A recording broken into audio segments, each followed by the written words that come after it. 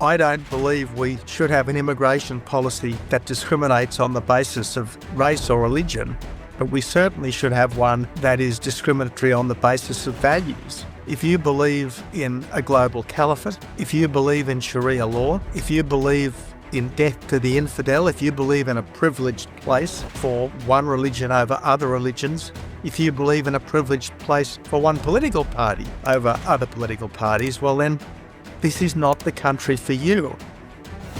The Australian way of life is under threat like never before. Sectarian violence is rife on our streets. The political class is silencing mainstream Australians under the guise of hate speech. And the media, universities and major civic organisations continue to fan the flames of division. Australia is without leadership and Australians are losing hope. 2026 will be the year that defines the future of our great nation. Are we up to the task? Hello, Tony, and g'day to all of our viewers and listeners. Great to be back with you all. Today, Tony will be sharing his insights on the proposed changes to the GST, as well as the intervention in the debate about immigration and government debt by former Treasury Secretary Martin Parkinson. Tony will also be sharing his perspective on developments of the Royal Commission into anti-Semitism. And Tony will let you know how you can help him out next week when he's riding around Australia for the annual Poly Pedal. So, Tony, great to be back with you. Thanks so much, Dan. Lovely to be with you and with our listeners and viewers. Great. All right. Well, so let's kick off with the proposed changes and really criticisms of the GST distribution as per the Productivity Commission's report or interim report released last week, where basically one of the key elements of what the Productivity Commission has said is that the changes introduced in 2018 when Turnbull was Prime Minister and Scott Morrison was Treasurer, to provide a minimum distribution to Western Australia of 75 cents in the dollar has caused inequities, unfairness and inefficiencies within the GST system. Now, predictably, the WA Treasurer Roger Cook has had a crack at the East Coast elites, while the other states, they seem pretty happy with changing the system. So, Tony, you were Prime Minister at a time, as always, of debate around the Federation. In fact, you had a Federation white paper to look at how we can fix this system. So give us your perspective of what's going on here and what your thoughts are on this matter. Well, there's a lot that could be improved with our Federation, and the general GST stroke Commonwealth Grants Commission process is just one aspect of that. Yes, the GST distribution is an issue, but an even bigger issue is the way the Commonwealth Grants Commission operates. It's the ultimate black box.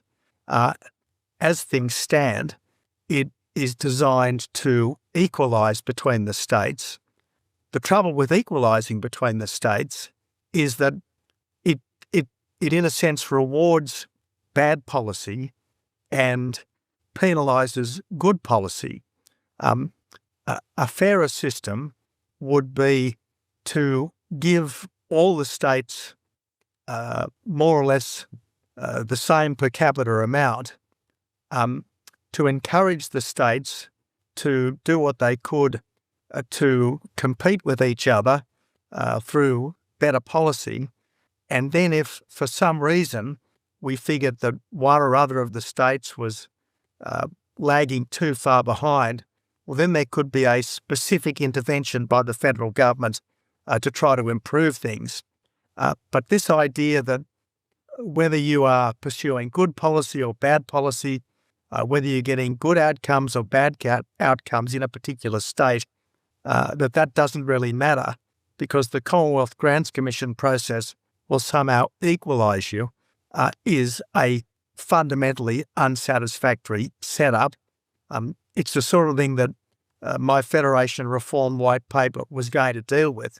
But unfortunately, one of the first decisions of the incoming Turnbull government was to abandon that particular process. Now, the 2018 or 2019 change that's currently contentious was an attempt to move towards a per capita distribution. And in principle, I think that makes sense. But yes, because of Western Australia's extraordinary resources boom, it certainly means that Western Australia is by far the wealthiest state in terms of governmental revenues. And as anyone who has travelled around Western Australia recently would know, the roads are better, the civic institutions are newer and more lavishly funded. Plainly, Western Australia on a per capita basis is doing much better than any of the other states, very, very much better than the poorest states, traditionally South Australia and Tasmania. But the answer is better policy in all of the states and in the country, rather than getting ourselves into a kind of Commonwealth state socialism. Yeah, I agree with much of that. I think the concept of the GST is fair enough. I think when Howard talked about it, you should, wherever you live in Australia, you should expect to receive a similar quality of service, whether you're in Perth or Brisbane or Sydney or in the regions. If you're going to a hospital or a school, you should expect to get a roughly equivalent quality of service. And so therefore, there's a motivation to redistribute through the system. But the problem, as you've said, is it disincentivizes good policy, because if your state starts to grow, then you lose more money through the GST. So why would you bother growing your own state? Exactly right. I think the other thing though is those in Western Australia would say, well, yeah, we've got a lot of resources, and yeah, we're getting ahead, but that's because we've got public policy that enables those resources to be developed and exported. Whereas there are other states like Victoria, which also have natural resources. Now, yes, not to the same extent as WA, but Victoria has basically banned its own capacity to develop and make money and wealth out of those resources. So those in WA would say, well, why don't you get your own act together first before we ship money over east? And that's a very fair point. What we don't want is subsidising failure. And yet all too often through this locked black box, this completely impenetrable black box of the Commonwealth Grants Commission process, we're effectively subsidising failure. If you were starting from scratch, the best system would be a per capita distribution of GST, or just give each state the GST that's raised in that state, and then look at different mechanisms for any equalisation that might be necessary. But again, what we should do is have policy parameters which reward success as opposed to subsidise failure. All right, well, let's move on to the other, main economic topic in Australia on a domestic front, which is to do with the ratcheting up of government debt and the over-reliance we have on immigration to prop up the economy. We had the RBA Governor, Michelle Bullock, make some comments about the over-reliance of our economy on migration. And then more recently, former Treasury Secretary Martin Parkinson basically made a similar observation, saying that the policies of those on the centre right, and I think he was particularly referring to One Nation, to dramatically cut immigration would have a significant negative effect on the economy. I'll just start on the immigration topic, then we can talk about debt. So what do you make of Martin Parkinson's comments, and also that of the RBA governor about our reliance on immigration as a part of our economy? Well, I thought Martin Parkinson's observations were right when he comes to the over-reliance by the current federal government in particular on deficit spending. I mean, plainly, the Albanese government is piling up mountains of debt for our children and grandchildren to have to repay. We're living on an increasingly overdrawn national credit card. We are inflicting what I think is a form of intergenerational theft on the future. So Parkinson is dead right about the need to get federal government spending and government spending generally under control. Where I think he's dead wrong is his view that continued more or less out of control mass migration is essential for our country's prosperity. Yes, we are an immigrant society, and yes, for most of our history, immigration on balance has been a net economic benefit to Australia. But just at the moment, we've got productivity declining, when we've got GDP per head declining, when we've got far too many migrants, particularly low-skill migrants coming into the country, plainly, we've got to relook at migration. We've got to have a migration system that is thoroughly revised so that it genuinely is about the skills that our country needs, as opposed to being something which is run by educational institutions that are effectively selling residency and work as opposed to an education, and businesses which are relying on short-term foreign workers to do jobs that Australians won't do, either because they lack the skills, the pay is insufficiently high, or frankly, they're on the welfare system when they should be at work. So there's a lot that really needs to be done.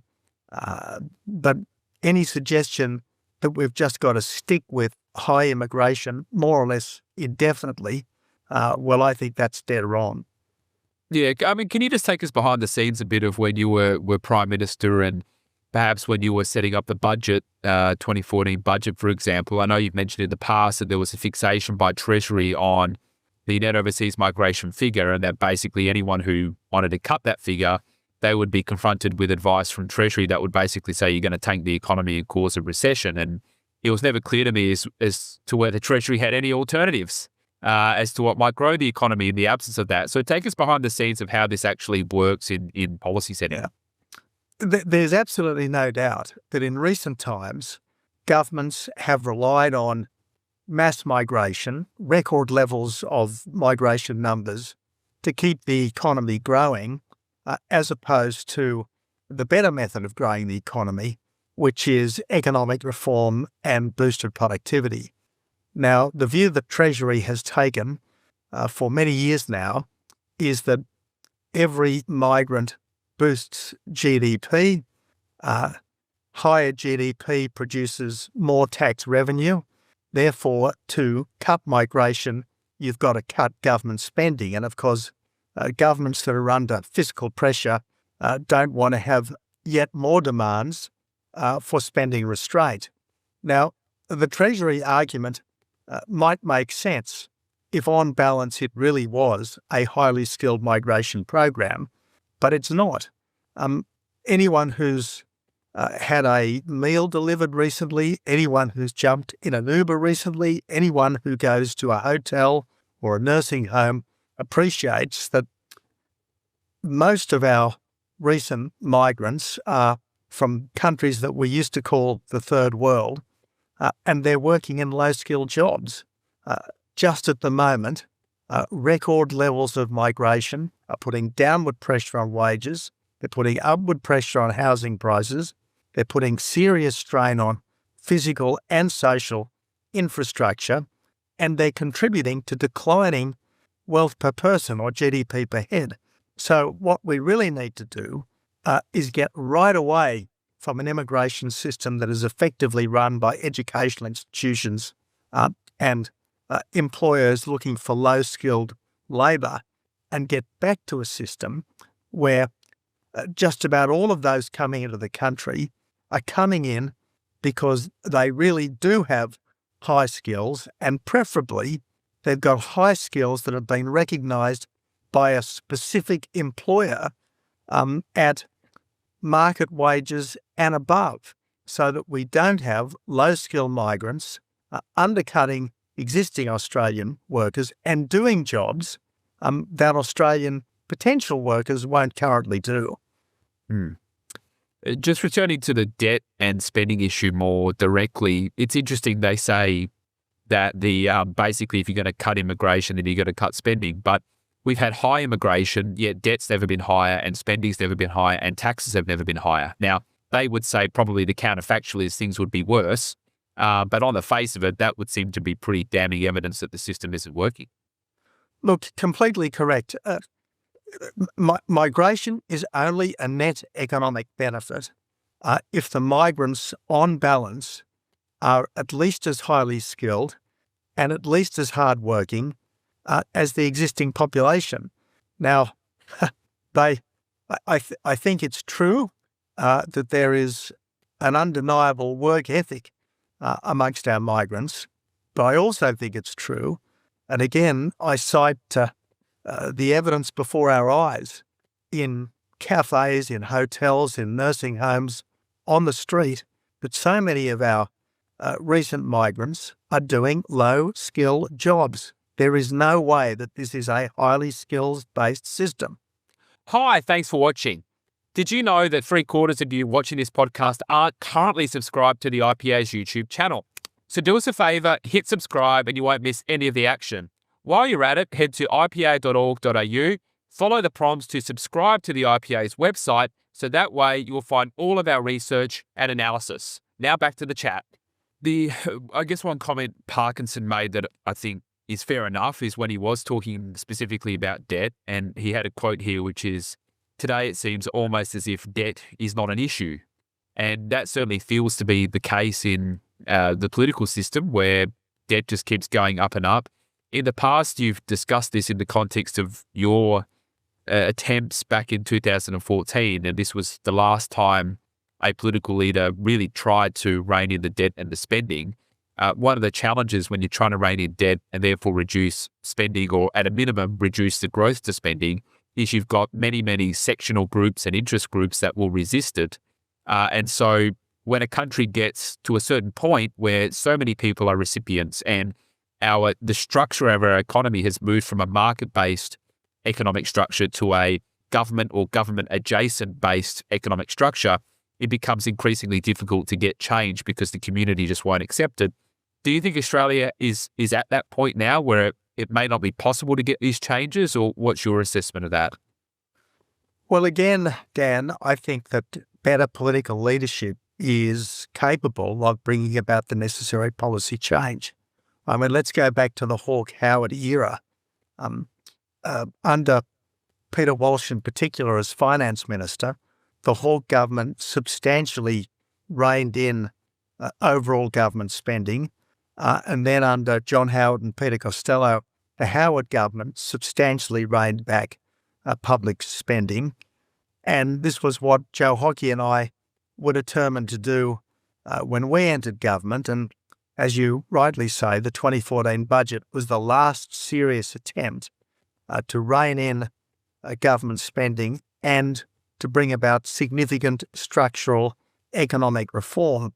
What we all need to remember is that government does not have a dollar to spend that it does not ultimately get from taxpayers, either in today's taxes or tomorrow's taxes. There's no free money from government. Everything government spends ultimately comes from you and me. The trouble at the moment, as you say, Dan, is that there are too many people who are, as it were, net beneficiaries and an increasingly small pool of net contributors. To borrow a Menzies phrase that Joe Hockey echoed in 2014, we've got too many leaners, not enough lifters. We've got a situation where over 50% of households are getting a very substantial part of their income from governments, either as pensions or through government subsidies for jobs in heavily government-dependent sectors. So what we really need to do is to make our economy more dynamic and more productive, and that means less red tape, less green tape. It means rolling back the kind of workplace changes that the Albanese government has put in place. It means getting right away from the energy insanity, which is putting up power costs and hurting everyone's standard of living. Now, none of this is rocket science, and I think good political leadership, leadership which is prepared to explain day in, day out exactly where all this folly is leading us, is capable of being rewarded at the ballot box. I mean, the Albanese government obviously knew that power prices was an issue, That's why they promised a $275 per household per year cut. In fact, most households are about $1,000 worse off in our power prices, but that is precisely because of the Albanese government's policies. Likewise, all of the broken promises in the workplace relations area have badly damaged productivity, and this is why all of these changes of the Albanese government need to be rolled back as soon as possible. I just want to get your thoughts on one other matter sort of related to the immigration and the broader economic reform. Senator Bragg gave a speech at the Press Club recently where he outlined some changes that he would like to see in the housing space, which I thought were very sensible, of really dialing back on the red tape and the National Construction Code. But then he also put out a figure that he wanted to see on net migration, which was around 180,000 a year, which to me seems like quite a high figure. And it also seemed to sort of be cutting across the coalition policy process. And I was just sort of interested, to the extent that you're willing or able to discuss, how would you sort of deal with that as a leader? Because usually what you would think is there's a process, particularly for something as significant as immigration, that you want your colleagues to be on board, you've got to do it properly. What would be sort of the process for someone that goes out there without that authority in an area that's outside their portfolio? What do you think should happen? Look, we've got to get the numbers well down on where they've been. I mean, we've had something like 1.5 million newcomers under the Albanese government. Net overseas migration is averaging something like 400,000 a year under the Albanese government. It was about 100,000 a year under the Howard government.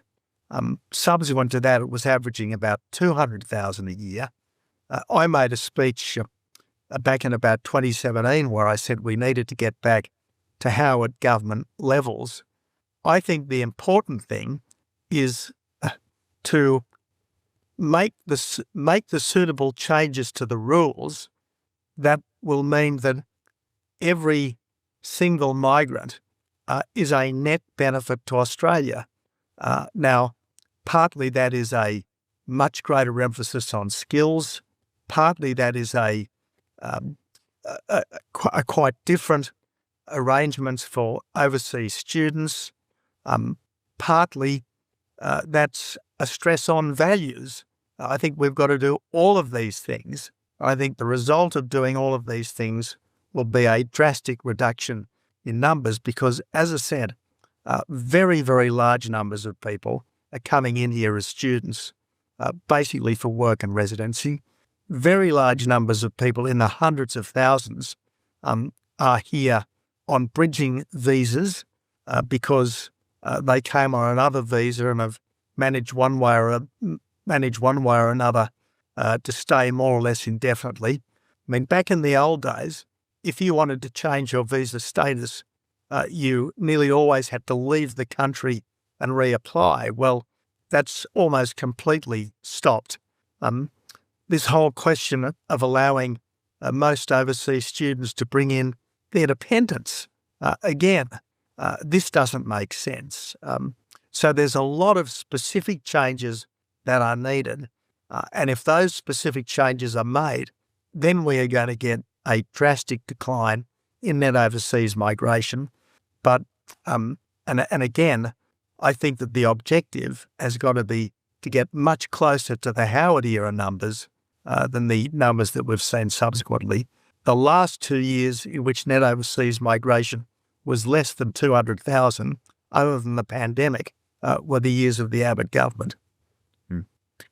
You mentioned the importance of values and cultural fit as well. And that takes us to the Royal Commission into Anti-Semitism now, which has been going for a few months. And I think there's different views on how this is shaping up. There are those who think it's a worthwhile exercise in trying to get a better understanding of some of the undercurrents that led to the Bondi terror attack. There are others, such as myself, that see it largely as a political facade with basically someone who's broadly sympathetic to the Labor government being put in to run it, and therefore unlikely to recommend meaningful changes to our migration system and government policy there within. So I'm a as you know, a bit of a skeptic and probably a bit of a cynic actually about this entire exercise. But I'm just interested in your perspective on whether you think there's been useful information that's been brought up so far.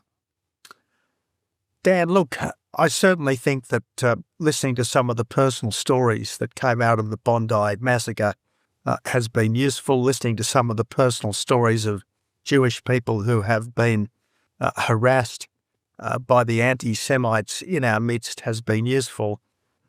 My disappointment is that there hasn't been enough probing, it seems, into governmental and security apparatus failings. I don't think there's been nearly enough probing into the forces at work behind the outbreak of anti-Semitism. I mean, why hasn't the October the 9th infamy on the steps of the Opera House been probed at much greater depth? Who actually organised them, those protests? What was their motivation? Why haven't hate preachers been prosecuted and or deported? So there's a lot of, I think there's a lot happening which the Royal Commission has not as yet looked at, certainly doesn't appear to have looked at deeply, and I hope that it will look at that deeply, because in the end, the essential problem is that too many Australians, particularly Australians of relatively recent tenure in this country, don't seem to share the traditional acceptance and generosity of spirit towards our Jewish fellow Australians that has long characterised this country. I mean, let's face it, there were Jews on the First Fleet. Our greatest ever general was of Jewish background. We've had Jewish chief justices. We've had Jewish governor generals. We were probably more welcoming than any other country to the survivors of the Holocaust. What's gone wrong, particularly since the October 7 atrocity? I don't think there's been as yet enough attention on that, and I do hope that that can be looked at in the last couple of months of the Royal Commission's work. One of the things I've raised about the Royal Commission is my concerns that in its final report it will make recommendations pertaining to hate speech and limitations on speech. And I'm concerned that the Royal Commission will be used as a cudgel to promote that. We've seen Tony Burke recently, about 2 weeks ago, make comments that hate comes through the browser, not the border, which is to say that it's on the internet rather than people in our society, which is obviously an absurd comment, but that is to be viewed in the context of the government pushing a digital duty of care legislation, which I think they'll bring in sometime in the next month or two, which is to basically censor speech on the internet. So my concern is that we're going to forget about the actual true causes of the social dysfunction we have, and instead the government is going to say to Australians, much as we've seen in the UK, that if you notice this, if you speak about it, and if you offend someone or claim to have offended someone, then the police are going to come knocking at your door. If we go down that road, we've seen the social dysfunction in the UK, which is now becoming pretty much intractable. That's going to take us down a very bad path, but I think that's the path the government wants to take us down. Do you have the same level of concern as me, or am I sort of maybe exaggerating or over-egging it a bit? Well, Dan, we've already got an abundance of laws against hate speech. The trouble is none of them were enforced against these Islamist hate preachers.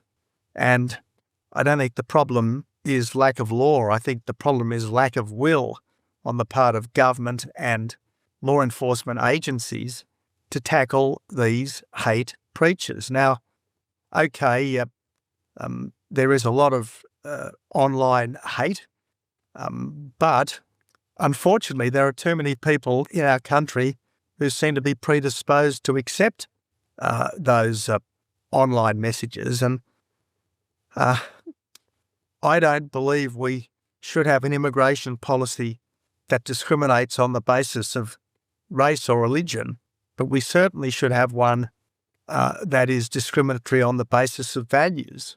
Now, if you believe in a global caliphate, If you believe in Sharia law, if you believe in death to the infidel, if you believe in a privileged place for one religion over other religions, if you believe in a privileged place for one political party over other political parties, well then this is not the country for you because, frankly, a healthy pluralism, an equality of rights, freedom of expression, of conscience, of religion, have always characterised Australia.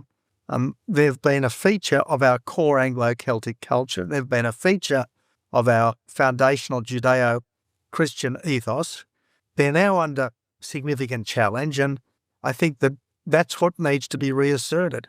The fundamental equality of people in this country and the incompatibility of people who don't share that view with ordinary life here.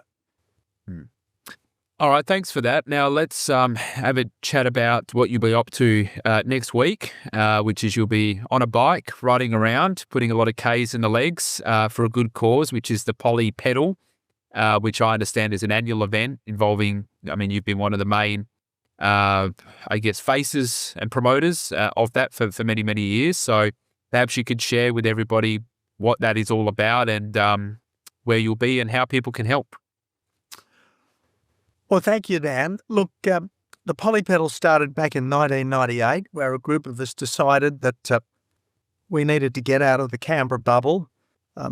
And every year, bar 2021, when the pandemic made it impossible, the Poly Pedal has operated. Essentially, it's a group of people, some of whom are members of Parliament and former members of Parliament, doing about 1,000 kilometres around country Australia, staying in country hotels, going to meet people where they live, as opposed to expecting people to come and meet us where we have our offices, raising money for good causes. And right now we're raising money for Wandering Warriors, which is a special forces charity. And just at the moment, with too many of our special forces soldiers under suspicion, I think it's really important that we do things to support the special forces community, and that's exactly what the Wandering Warriors charity does. It supports the special forces community when they are transitioning from military service back into civilian life. So I'll be there raising money for a good cause and catching up with people in southeastern Queensland. This year's ride is basically doing a big loop from Toowoomba to Toowoomba, and I'll be joined for much of it by Angus Taylor, the opposition leader. But I don't want anyone to think, Dan, that this is some kind of a frolic. We'll be visiting small businesses. We'll be conducting forums in pubs and clubs and halls, because in the end, this is about the engagement of the Australian public with their political leadership. Yeah, fantastic. And is there a way people can support this? Is it just going to the website and having a look? If you go onto the Wandering Warriors website, you'll also have the chance to support the ride. And look, I hope as many people as possible will do that, because if you want to support our Special Forces community right now, there's no better way to do so. Well, wonderful. It is a great cause. I hope everyone can get on there and support it. So, Tony, thanks again for your time and your insights, and all the best next week. And I'm guessing you'll need a bit of rest after putting a few hundred Ks in there, but all the best to you and the team. It's a great cause, and thank you as always. And Dan, I look forward to talking with you in a fortnight's time. Fantastic. Thank you, Tony. This is a production of the Centre for the Australian Way of Life at the Institute of Public Affairs. To find out more, visit australia.ipa.org.au.